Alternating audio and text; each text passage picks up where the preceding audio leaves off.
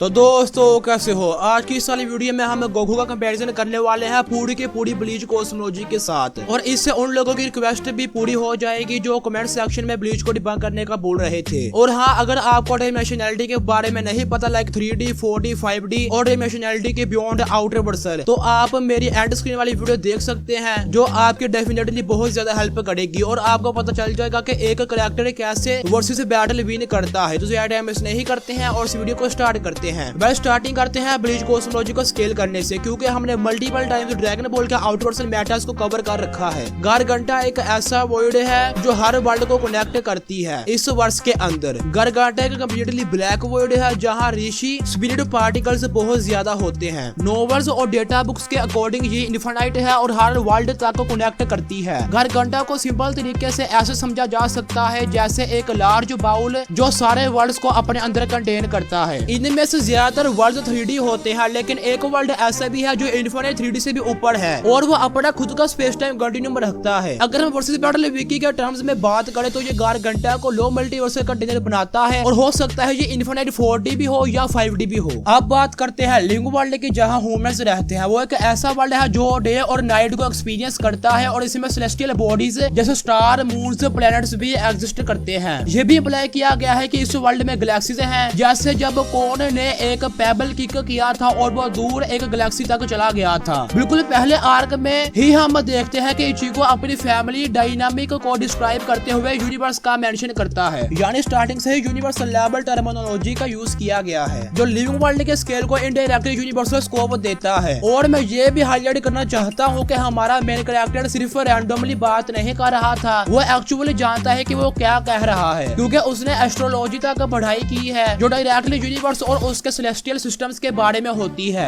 यानी इचिको का यूनिवर्स का रेफरेंस सिर्फ इमोशनल या मेटाफोरिकल नहीं था, उसके पास इसके पीछे की एक्चुअल नॉलेज भी थी। अब बात करते हैं सोल सोसाइटी की। सोल सोसाइटी एक स्पिरिचुअल रियल्म है जहां डिपार्टेड सोल्स जाती हैं पहले और फिर बाद में उनका रीइंकार्नेशन होता है दोबारा ह्यूमंस के रूप में। रुकिया ने भी इसे स्पेशली एक रियल्म कहा है। सोल सोसाइटी भी डे और नाइट को एक्सपीरियंस करती है और इसमें भी सेलेस्टियल बॉडीज एग्जिस्ट करती हैं। एक और इम्पोर्टेंट पॉइंट ये है कि सोल सोसाइटी का आउटर स्पेस लिंग वर्ल्ड के आउटर स्पेस से डिफरेंट है और डेटा बुक ने क्लियरली स्टेट किया है कि सोल सोसाइटी एक पैरेलल रियल्म है लिंग वर्ल्ड के। इसका मतलब यह हुआ कि सोल सोसाइटी का स्केल लिंग वर्ल्ड के इक्वल है, यानी यूनिवर्सल लेवल। लेकिन सबसे इम्पोर्टेंट बात यह है कि सोल सोसाइटी के अंदर एक और जगह है जिसे मूकन कहते हैं और इसे इन्फिनिट स्पेस भी कहा गया है, जो सोल सोसाइटी से कम्प्लीटली सील्ड ऑफ है। इवन एनिमे ने भी इसको कंफर्म किया है। और वर्सेस बैटल विकी के अकॉर्डिंग अगर कोई जगह इन्फिनिट 3D स्पेस हो तो वह हाई यूनिवर्सल लेवल पर क्वालिफाई करती है, तो मूकन भी इस लेवल का स्ट्रक्चर बन जाता है। अब बात करते हैं डंगाई की। डंगाई एक कॉरिडोर लाइक डायमेंशन है जो सोल सोसाइटी और लिंग वर्ल्ड को कनेक्ट करता है। यह स्पेस और टाइम से कम्प्लीटली सेपरेट है और इसमें multiple layers of time current stacked होते हैं। इस जगह में टाइम का फ्लो बहुत ज्यादा डेंस है, अप्रोक्स 2000 टाइम ज्यादा। यानी अगर लिंग वर्ल्ड में 1 आवर गुजरता है तो डंगाई में उसी ड्यूरेशन में 200 आवर्स गुजर चुके होते हैं। ये प्रूव करता है कि डंगाई का अपना एक इंडिपेंडेंट स्पेस टाइम कंटिन्यूम है। ये बात मायूरी और इशी ने भी सपोर्ट की है और किसुके उराहारा ने इसे क्लियरली एक हाइपर स्पेस कहा है। लेकिन ये याद रखना जरूरी है कि सिर्फ हाइपर स्पेस कहने से उसमें एक एक्स्ट्रा स्पेशल एक्सिस प्रूफ नहीं होता, इसके लिए प्रॉपर कॉन्टेक्स्ट और एक्सप्लेनेशन जरूरी होती है। डंगाई में एक पावरफुल एंटिटी भी होती है जिसे क्लीनर या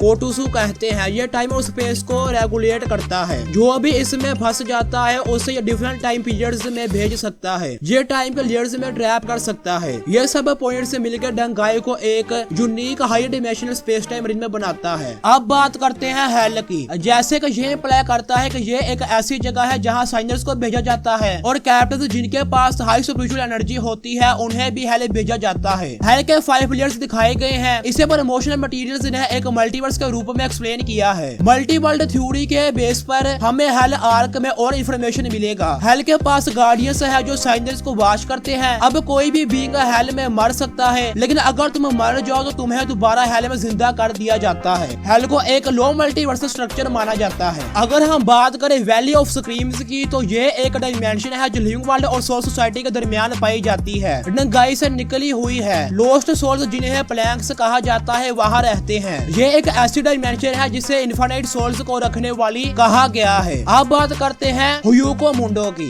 ये होलोज नाम के हंग्री स्पिरिट्स का रिल्म है जिसका एंडलेस नाइट स्काई है। इसमें एक मून होता है और नॉवेल्स और गाइड्स में इसे एंडलेस रिल्म ऑफ सैंड कहा गया है। अगर हम बात करें सोल किंग प्लेस की तो यहाँ पर रॉयल गार्ड्स और सोल किंग रियो रहते हैं। अब बात करते हैं बीस्ट रिल्म की। कोमामुरा के लोग बीस्ट रिल्म में रहते हैं, हमें इसके बारे में ज्यादा नहीं पता। कंक्लूजन, ब्लीच कॉस्मोलॉजी को मल्टीवर्सल माना जा सकता है क्योंकि इस वर्ष में इनफाइनाइट 3D और 4D स्ट्रक्चर्स मौजूद हैं। तो अगर तुम ये आर्ग्यू करते हो कि ब्लीच का कोई भी कैरेक्टर 5D से ऊपर स्केल होगा तो तुम नो लिमिट फैलेसी हिट करोगे, बिकॉज ब्लीच का वर्ष ही एड मैक्स से इनफाइनाइट 4D से 5D पर स्केल होता है जिसे हम पावर ऑफ द वर्ष कहते हैं। और हाँ, इस कॉस्मोलॉजी में इनफाइनाइट साइज रिल्म होते हैं जिसकी वजह से ब्लीच वर्ष की स्पीड इनफाइनाइट लेवल पर स्केल होगी और तुम इसे इवेलेबल भी आर्ग्यू कर सकते हो 5D स्केलिंग से। ये तो होगी पूरे ब्लीच वर्ष की बात। अब अकेले गोकू की बात करते हैं। वेल, हम ब्लीच के कैरेक्टर्स पर रहम खाने वाले हैं, इसीलिए इस बैटल में हम ब्लीच वर्ष के अगेंस्ट सेल सागा गोकू का यूज करने वाले हैं। वेल, डायनामिक सागा में फ्रीजा और गोकू की पावर से ही पूरे बेस लिंक वर्ल्ड को डिस्ट्रॉय कर सकती थी और इसे मल्टीपल स्टेटमेंट्स में बताया गया है, तो ये स्टेटमेंट्स हाइपरबोल नहीं होंगी। और हाँ, बहुत से लोग ये बोलेंगे कि फ्रीजा तो सिर्फ प्लैनेट लेवल था, उसने यूनिवर्स को डिस्ट्रॉय नहीं किया। तो प्लॉट का सारा मोटिव ही यूनिवर्स को फ्रीजा से बचाना था, राइट? तो अगर यूनिवर्स ही डिस्ट्रॉय हो जाता तो प्लॉट का क्या होता? उस वक्त तो विश भी नहीं था जो सब कुछ रिवर्स कर देता। और ड्रैगन बॉल का बेस लिंक वर्ल्ड इनफाइनाइट है साइज में, तो सिर्फ इससे डिस्ट्रॉय करना ही बेयर मिनिमम यूनिवर्स से प्लस लेवल फीट है। अब बहुत से डेवलपर्स ये आर्ग्यू करेंगे कि सेल सिर्फ सोलर सिस्टम लेवल पर स्केल होता है और वह इस स्कैन का यूज करते हैं। वेल, इस स्कैन में भी तुम ये साफ साफ देख सकते हो कि सेल ने अपनी ची को सोलर सिस्टम लेवल तक इंक्रीज कर लिया था और वह इसे यूनिवर्सल लेवल पर भी लेकर जा सकता है। जैसे अगेन ड्रैगन बॉल में मल्टीपल स्टेटमेंट्स है सेल के यूनिवर्सल लेवल पर स्केल होने की, और सेल अपने प्रीवियस ओपनर से इनफाइनाइट टाइम्स स्ट्रॉन्गर है, वही ओपनर्स जो इनफाइनाइट 3D स्पेस और वन टेम्पोरल डायमेंशन को डिस्ट्रॉय कर सकते थे। और सेल के पास बॉटमलेस पावर भी है, राइट? तो ये सिंगल स्टेटमेंट्स ही सेल को बेयर मिनिमम 5D लेवल पर स्केल करती है। फॉर एग्जांपल, एक इनफाइनाइट 3D चीज को कंटेन करने के लिए जो चीज चाहिए होगी वो एटलीस्ट 40 होगी, बिकॉज जो लोअर 3D चीज है वो ऑलरेडी इनफाइनाइट है साइज में। वेल, तो ये था लोअर स्केल। अब हम मिडबल स्केलिंग की बात करते हैं। तो अकीरा टोरियामा सर ने ऑलरेडी बोल रखा है कि लेटरल सागास में सुपर सैयन की पावर को मैथमेटिकली मेजर नहीं किया जा सकता, और जहां तक मुझे पता है यहाँ मास्टर सुपर सैयन की बात हो रही होगी। और यही बात टोरियामा ने एक इंटरव्यू में भी बोली थी कि फ्रीजा से फाइट के बाद गोकू ट्रांसफॉर्मेशंस और फ्यूजन की पावर को मैथमेटिकली न्यूमेरिकली मेजर नहीं किया जा सकता, और फिर मांगा में भी ची को इमेरेबल बोला गया है, राइट? तो इन सब स्टेटमेंट से सेल सागा का गोकू मैथमेटिक्स से बियॉन्ड स्केल होता है, और मैथमेटिक्स के बियॉन्ड स्केल होना लो आउटवर्ड लेवल पर स्केल होता है। अब बहुत से लोग ये बोलेंगे कि तू तो सुपर एक्साइटिंग गाइड बुक का यूज करता है और वहाँ पर सुपर सैयन की पावर को 50 गुना ज्यादा बताया गया है गोकू के बेस फॉर्म से। इसका मतलब है कि super Saiyan form still measurable है, लेकिन यहाँ पर नॉर्मल सुपर सैयन की बात हो रही थी, ना कि मास्टर सुपर सैयन फॉर्म की। क्योंकि अगर उसी सुपर एक्साइटिंग गाइड बुक वाले स्कैन को देखोगे तो तुमको वहाँ पर डायनामिक सागा वाला सुपर सैयन ही नजर आएगा। तो ये कलम जहाँ पर ही डिबंक हो जाता है। भले अगर हम स्पीड की बात करें तो ड्रैगन बॉल में जितनी आपकी पावर होती है उतनी आपकी स्पीड होती है। लाइक जुडा ने किसी के बारे में ये स्टेटमेंट दी थी कि सिर्फ इसकी पावर ही इंक्रीज नहीं हुई, इसकी स्पीड भी इंक्रीज हुई है,